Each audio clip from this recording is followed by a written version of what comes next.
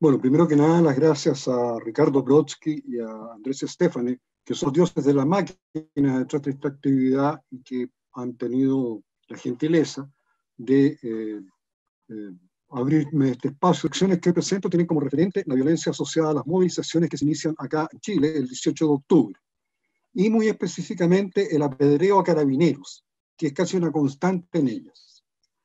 Ello implica que no me voy a preocupar de otros dos fenómenos de ese comportamiento colectivo. Primero, la violencia simbólica consistente en el rayado de paredes, y segundo, los incendios.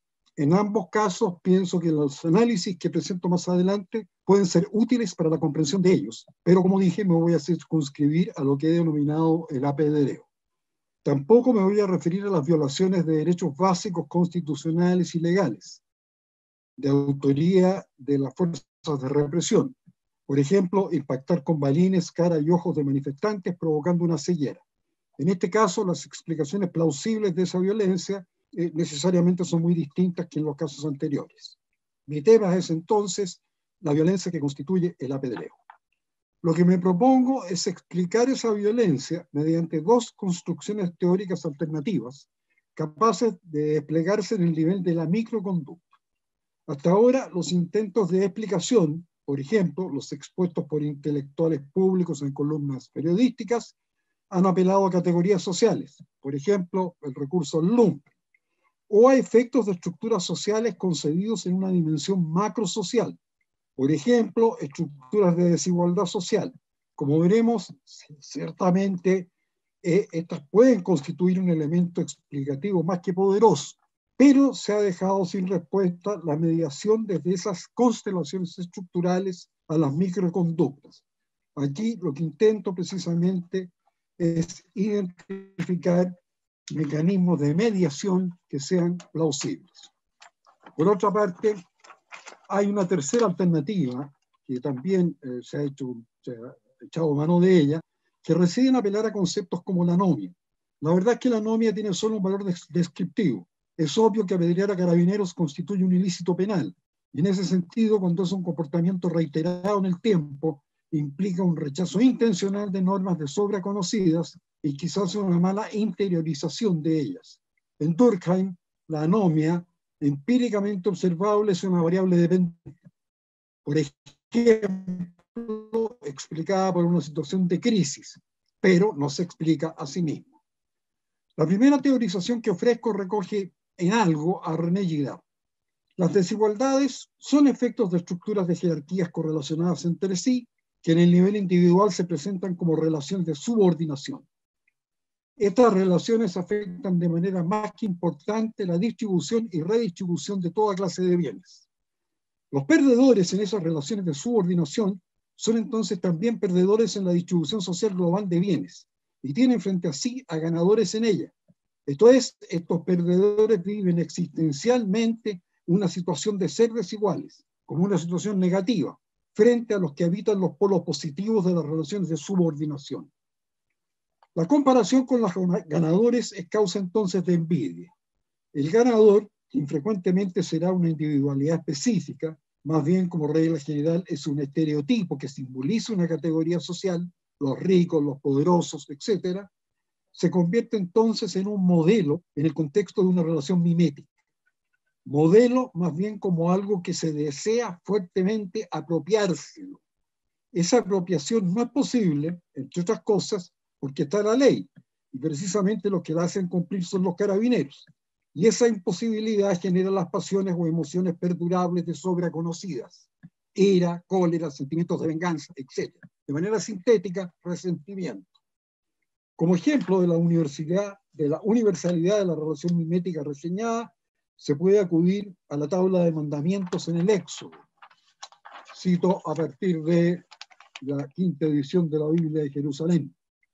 No codiciarás la casa de tu prójimo, ni codiciarás la mujer de tu prójimo, ni su siervo, ni su sierva, ni su buey, ni su asno, ni nada que sea de tu prójimo.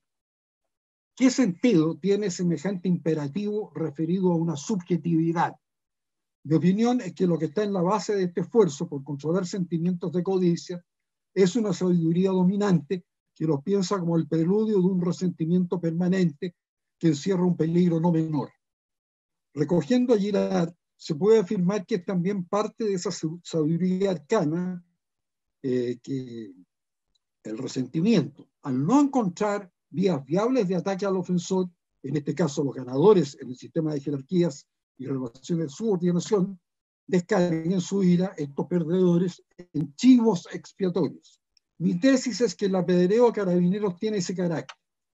Si los actores del apedreo lo asumieran como una batalla en un auténtico sentido bélico, que pueda conducir a una victoria, caerían en la más plena falta de sentido de realidad.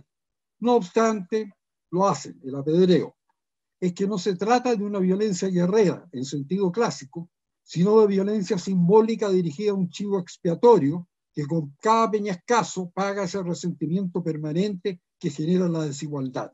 A la vez, se puede presumir que cada peñascazo libera en su autor parte de esos sentimientos de ira, rabia y frustración que componen ese complejo que es el resentimiento.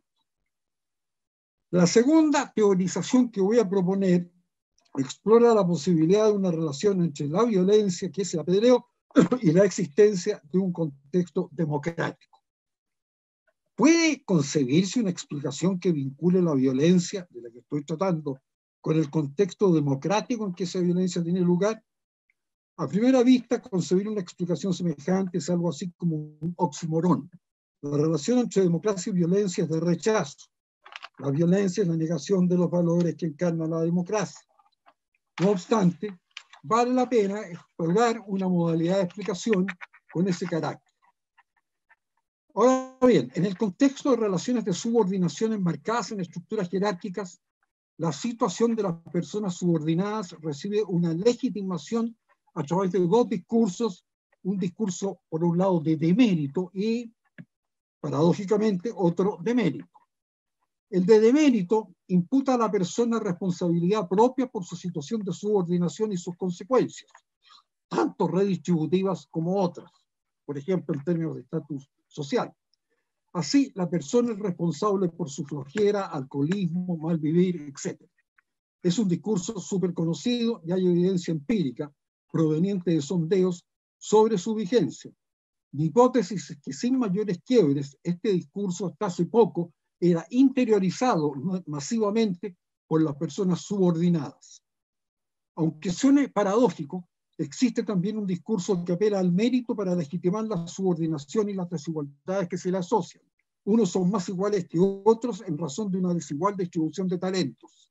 Interiorizado por los perdedores, este discurso constituye conciencias individuales y de colectivos que reconocen la justicia de que los ganadores ocupen las posiciones en las que están instalados. Sin embargo, en un contexto democrático contemporáneo, donde la noción de ciudadanía social se integra progresivamente al sentido común democrático, estos discursos experimentan un igualmente progresivo deterioro masivo. La subordinación deja de ser vivida como legítima y se resignifica como opresión, un efecto de un poder ejercido por los ganadores. Como afirma Foucault, todo poder genera una resistencia, afirmación que parece aún más válida cuando el efecto es sentido como una opresión. Adicionalmente, el rechazo de la opresión encuentra una legitimación en el discurso de ciudadanía social encarnado en el contexto democrático contemporáneo. La opresión viola derechos inherentes a la ciudadanía social. La opresión es inaceptable en cuanto injusta y la opresión lleva a una cólera de los oprimidos, que sí es justa. Entre otras expresiones posibles, esa cólera está en la base de la violencia simbólica que es el apedreo a carabineros. ¿Qué hacer? Para finalizar, la pregunta clásica. No hacer nada es ciertamente un pésimo negocio. Permitir la normalización de la violencia callejera va deteriorando progresivamente la constelación de relaciones constitutivas de una democracia y los valores que ella encarna. Por otra parte, la normalización de prácticas represivas producirá el mismo efecto. En el extremo desembocará en autoritarismo, que es obviamente la negación cabal de una democracia. En mi opinión, la única alternativa está en la política. Como afirmó Norbert Lechner, en contextos democráticos la política es gestión de tensiones sociales. Personalmente, añadiría gestión de tensiones sociales con el objetivo de superarlas o al menos contenerlas. En una primera etapa, agentes políticos tendrían que comunicar públicamente un discurso que resignifique el complejo opresión cólera en una lucha no violenta por derechos inherentes a la democracia y los valores que encarna, orientando esa lucha por el objetivo, de carácter universal, de construir una ciudadanía social. Ese discurso tendría que tener la capacidad de generar una identidad masiva con connotaciones altamente positivas. Siguiendo a Peckenferder, se podría decir que en esta primera etapa el objetivo es lograr la paz formal, la ausencia de guerra civil, efectiva o latente. En una segunda etapa, consolidadas tanto esas formas de hacer política como la identidad ya referidas, la política tendría que volcarse en un proceso participativo de construcción de la ciudadanía social prometida, cuya velocidad y transparencia inspire confianza en la sinceridad de sus objetivos. Rescatando nuevamente a Peckenferder, ahora el objetivo es la paz sustantiva, presencia de justicia y ausencia de opresión.